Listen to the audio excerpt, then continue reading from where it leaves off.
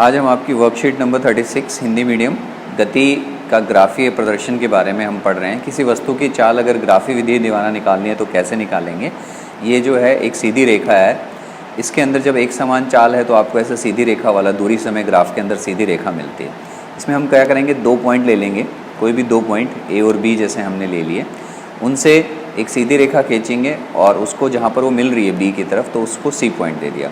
अब जो ये ट्राइंगल आपका मिला है, आपको त्रिभुज जो मिला है ABC बनाएंगे तो उसमें आपको मार्क करना है x अक्ष के ऊपर T2 - T1। तो ये आपका जो है T2 है और ये T1 है। तो 60 में से 40 माइनस करेंगे, या एग्जैक्ट आप ग्राफ में देख लेंगे, जैसे इसमें इन्होंने एग्जैक्ट लिखा हुआ है लगभग 56 - 42, तो उसके हिसाब से। और इसी तरह से इसमें भी S2 - S1, तो जो ज़्यादा है वो S2 कम है S1, तो 38 - 28। जो भी वैल्यू आएंगी आपकी, जैसे 10/14 आ गई तो that will be your answer. Answer क्या होगा कि जो इसकी स्लोप होती है वो आपको चाल के बारे में बताती है, गति के बारे में बताती है। तो उसको कैसे निकाला जाए, इस तरह से हम इससे पता कर सकते हैं।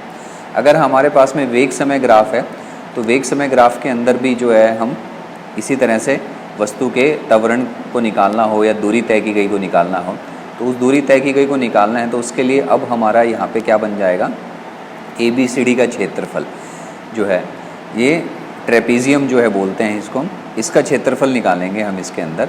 तो पहले तो ABCD का क्षेत्रफल और त्रिभुज का क्षेत्रफल दोनों को आपस में जोड़ देंगे, तो L × B होता है हमारा लेंथ × ब्रेड्थ, और ये हो गया हाफ बेस × हाइट वाला फॉर्मूला, वो इसमें लगाएंगे और जो आंसर आएगा वो आपका दूरी बता देगा कि कितनी दूरी तय की गई है। इसी के आधार पे जो है कुछ ग्राफ हैं जो आपको याद रखने हैं। एक समान चाल जब त्वरण शून्य होता है, ऐसे सीधी रेखा मिली हुई है तो इस समय त्वरण जो है शून्य होगा। एक समान त्वरित गति मतलब जब जो है त्वरण बढ़ते जा रहा है। असमान त्वरण जब आपने ब्रेक लगा दिए तो असमान त्वरण कभी स्पीड बढ़ रही है कभी कम हो रही है तो ऊपर नीचे होता रहेगा वो। इसी के आधार पर प्रश्न उत्तर करने हैं। दिए गया समय दूरी ग्राफ से आपको निकालना है। तो इसी तरह से आप कोई भी 2 बिंदु ले लो इसके अंदर और उससे आपने एक त्रिभुज बना लिया AB और ये C।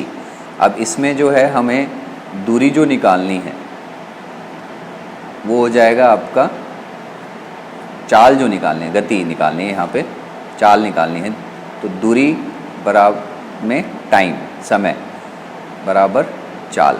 तो दूरी के लिए हम क्या करेंगे, यहाँ पे हो जाएगा हमारा, हमने जो लिया है 40 - 30, और समय के लिए अगर हम देखें तो हमने जो लिया है 4 - 3, तो ये आपका 10/1, तो 10 मीटर प्रति सेकंड इसकी चाल आ गई। इसी तरह से आप कोई भी उसमें पॉइंट ले सकते हैं और सब में वही चीज़ आएगी। किसी वस्तु की गति निम्न अवस्था में दूरी समय ग्राफ बनाना है आपको।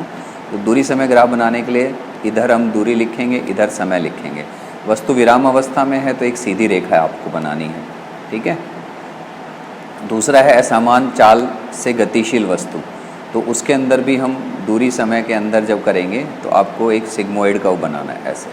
तो ये आपके दोनों इसके ग्राफ हो गए A और B के। इसके बाद यदि किसी वस्तु का वेग समय ग्राफ x एक्सिस के समांतर है, वेग समय V और T का जो ग्राफ है वो आपके समय जो x एक्सिस है उसके समांतर है, तो त्वरण क्या होगा। इस केस में जो त्वरण होता है वो शून्य होता है। ये लिखना आपने, ये ग्राफ बना के आप लिख सकते हैं कि वेग समय ग्राफ में अगर वो समांतर है तो त्वरण शून्य होता है। उम्मीद है वर्कशीट पसंद आई होगी। देखने के लिए धन्यवाद।